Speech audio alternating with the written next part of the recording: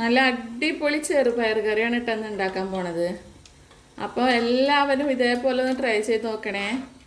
വീഡിയോസൊക്കെ കണ്ട് ഇഷ്ടപ്പെടുക വെച്ചാൽ ലൈക്ക് ചെയ്യാനും ഷെയർ ചെയ്യാനും സബ്സ്ക്രൈബ് ചെയ്യാനും മറക്കരുത് കേട്ടോ. അപ്പോൾ ഇതേ ചെറുപയർ കറി ഉണ്ടാക്കാൻ വേണ്ടിയിട്ട് ഞാൻ തലേ ദിവസം തന്നെ ചെറുപയർ കുതിർത്തി വെച്ചിട്ടുണ്ടായിരുന്നു കേട്ടോ. അപ്പോൾ അതൊക്കെ ഒന്ന് കഴുകി വൃത്തിയാക്കി എടുത്തിട്ടുണ്ട്. അപ്പോൾ ഇന്ന് നമുക്ക് ഒരു അടിപൊളി ചെറുപയർ കറിയാണ് ഞാൻ ഉണ്ടാക്കുന്നത്. അപ്പോൾ അതിനായിട്ട് ഞാൻ ഒരു ചെറിയൊരു ഉരുളൻകിഴങ്ങ് എടുത്ത് വെച്ചിട്ടുണ്ട്, പിന്നെ ഒരു ചെറിയ സബോള എടുത്ത് വെച്ചിട്ടുണ്ട്, പിന്നെ ഒരു 3 പച്ചമുളക് കൊടുത്ത് വെച്ചിട്ടുണ്ട്. അപ്പോൾ ഇതൊക്കെ ഒന്ന് കട്ട് ചെയ്ത് എടുക്കണം കേട്ടോ നമുക്ക്. അപ്പോൾ ഉരുളൻകിഴങ്ങൊക്കെ ഒന്ന് തൊലി ചെത്തിയിട്ട് നമുക്ക് കട്ട് ചെയ്തിട്ട് എടുക്കാം.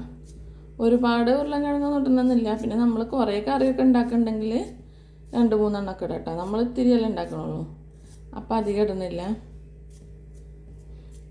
പീലർ വെച്ചിട്ട് ആക്കുകയാണെന്ന് വെച്ചാൽ അങ്ങനെ പോവില്ല കേട്ടോ ചെത്തുമ്പോൾ. ഞാൻ പിന്നെ പീലറൊന്നും വെക്കുന്നില്ല, പെട്ടെന്ന് കണ്ട് ആക്കാച്ചിട്ട് കുറച്ചങ്ങോട്ട് പൊക്കോട്ടെ വിചാരിച്ചിട്ടാട്ടാ.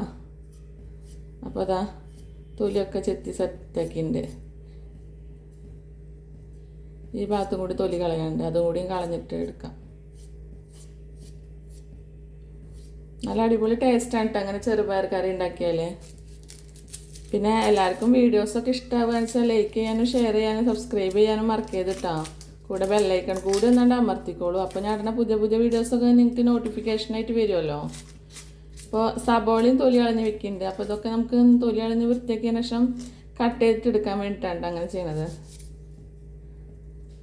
ചെറിയ സബോളൊക്കെ ഇട്ടാൽ മതി, ഒരുപാട് സബോളൊന്നും വേണ്ട. പിന്നെ തക്കാളി ഒന്നും നമ്മൾ യൂസ് ചെയ്യില്ല കേട്ടോ അതിൽ. തക്കാളി ഇട്ടാൽ ഒരു പുളിപ്പ് വരും, അതുകൊണ്ടാണ്. ചെറുപയറൊന്നും അധികം ആർക്കും ഇഷ്ടം ഉണ്ടാവില്ലല്ലേ, പക്ഷെ ഇങ്ങനെ കറി വെച്ച് നോക്കൂട്ടോ, അപ്പോൾ എല്ലാവർക്കും ഇഷ്ടമാവും. നമുക്ക് ഏത് പലഹാരത്തിൻ്റെ കൂടെ കഴിക്കാനും പറ്റിയ നല്ലൊരു അടിപൊളി കറിയാണിത്.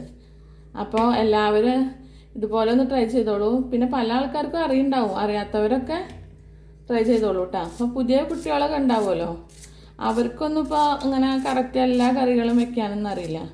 നമ്മളെ പ്രവാസികൾ അവർ അതെ ഒറ്റയ്ക്ക് കുക്ക് ചെയ്യുന്ന ആൾക്കാർക്കൊക്കെ വളരെ ഹെൽപ്പാണല്ലേ നമ്മളെ കുക്കിംഗ് വീഡിയോസൊക്കെ.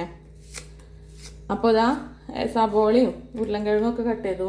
ഇനിയിപ്പോൾ പച്ചമുളകും കൂടിയും കട്ട് ചെയ്താൽ നമ്മളെ പരിപാടി കഴിഞ്ഞു കേട്ടോ. പിന്നെ നമുക്ക് ചെറുപയറും ഇട്ടുകൊടുത്താൽ മതി. ചെറുപയർ തലേ ദിവസം തന്നെ കുതിർത്താൻ വെക്കണം കേട്ടോ, എന്നാലേ പെട്ടെന്ന് വേവുള്ളൂ, അല്ലെങ്കിൽ വേവാൻ കുറേ സമയം എടുക്കും. നമ്മൾ കുട്ടികൾക്കൊക്കെ സ്കൂളിൽ നിന്നൊക്കെ ഈ പയർ കിട്ടുമ്പോൾ അവർക്ക് വലിയ താല്പര്യമില്ലല്ലേ. പക്ഷെ വീട്ടിലൊക്കെ കറി വയ്ക്കുക അല്ലെങ്കിൽ ഉപ്പേരി ഉണ്ടാക്കുകയൊക്കെ ചെയ്യുമ്പോൾ എല്ലാവർക്കും ഇഷ്ടമാണ്. പിന്നെ ചെറുപയറിൻ്റെ പരിപ്പേറ്റൊക്കെ പായസമൊക്കെ ഉണ്ടാക്കി അടിപൊളിയല്ലേ.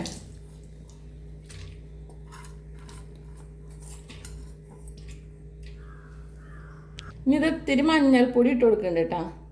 പിന്നെ ആവശ്യത്തിന് ഉപ്പ് ഇട്ട് കൊടുക്കണ്ട കേട്ടോ. മുളകും പൊടി അങ്ങനത്തെ ഐറ്റംസ് ഒന്നും നമ്മൾ ചേർത്ത് കൊടുക്കില്ല കേട്ടോ. മഞ്ഞൾപ്പൊടിയും പച്ചമുളകുമാണ് ഇതിലിട്ട് കൊടുക്കുന്നത് മെയിനായിട്ട്. പിന്നെ ഇത് ആവശ്യത്തിന് വെള്ളം ഒഴിച്ച് കൊടുക്കാം നമുക്ക്. പയറൊക്കെ ഒന്ന് വേവാനുള്ള വെള്ളം വേണ്ട, അപ്പോൾ അത് ഒഴിച്ച് കൊടുത്തിട്ടുണ്ട്. ഇനി നമുക്ക് കുക്കർ അടച്ച് വെച്ചിട്ട് വേവിക്കട്ടെ. അപ്പോൾ ഗ്യാസ് സ്റ്റവ് ഓണാക്കാം. നമ്മൾ കുക്കർ വെച്ച് കൊടുക്കാം കേട്ടോ. 1-2 വിസിൽ വന്നാൽ മതി, അപ്പോൾ തന്നെ നന്നായി വേവിട്ടാം. അപ്പോൾ ഇതേ നമുക്ക് നാളികേരമൊക്കെ ചിലവെടുക്കാം കേട്ടോ. നമ്മൾ ചെറുപയറിലേക്ക് നാളികേരം അരച്ച് കൊടുക്കണ്ടേ, അതിനുള്ള നാളികേരം നമുക്ക് ചിലവ് സെറ്റാക്കിയിട്ട് എടുക്കാം.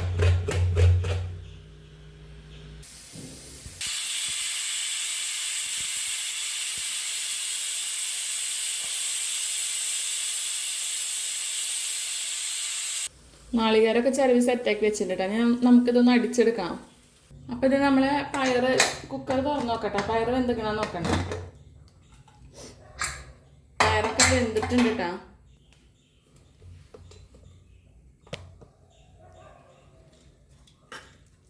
പയറൊക്കെ നന്നായി വെന്തിട്ടുണ്ട് കേട്ടോ. പിന്നെ നമുക്ക് നമ്മളെ നാളികേരം അടിച്ചത് ഒഴിച്ചു കൊടുക്കാം.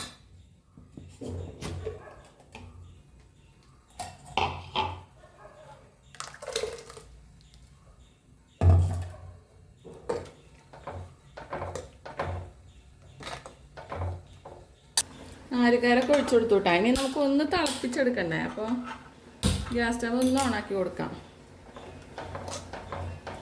ഇതൊന്നും ഒന്ന് കുറുകി വരും കേട്ടോ. ഒത്തിരി അഴവുണ്ട്, ഇപ്പോൾ അതൊന്നും കൂടി കുറുകി വരും കേട്ടോ. അപ്പോഴാണ് നല്ല ടേസ്റ്റ് ഉണ്ടാവുക. ഇത് നമ്മളെ കറിയൊക്കെ തിളച്ചിട്ടുണ്ട് കേട്ടോ. അപ്പം ഇനി നമുക്ക് ഗ്യാസ് സ്റ്റവ് ഓഫാക്കാം. അപ്പം അതേ ഞാൻ കുറച്ച് ചെറിയുള്ളി അരിഞ്ഞ് വെച്ചിട്ടുണ്ട്. അപ്പം നമുക്കതൊന്ന് താളിച്ചിട്ട് നമ്മളെ കറിയിലേക്ക് ഒഴിച്ചു കൊടുക്കാം കേട്ടോ. ഒന്ന് വെള്ളം വറ്റി വരട്ടതിന് ശേഷം ഓയിൽ ഒഴിച്ചു കൊടുക്കാം. ഓയിലല്ല കേട്ടോ, വെളിച്ചെണ്ണയാണ് ഒഴിച്ചു കൊടുക്കുന്നത്. അപ്പം അത് ഞാൻ വെളിച്ചെണ്ണ ഒഴിച്ചു കൊടുക്കുന്നുണ്ട് കേട്ടോ.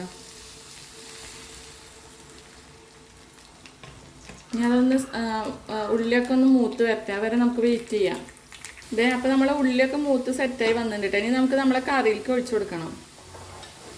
അപ്പം കറി ഇങ്ങോട്ട് എടുത്ത് വയ്ക്കാം. ഇനി ഒഴിച്ചു കൊടുക്കാം കേട്ടോ.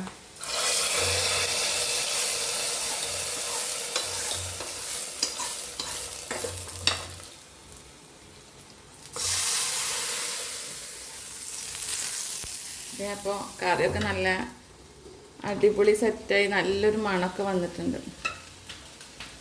നല്ല വറുത്തിട്ട ഉള്ളി വറുത്തിട്ട മണമൊക്കെ ആകുമ്പോഴേ അടിപൊളിയല്ലേ നമ്മളെ കറി. കണ്ടില്ലേ,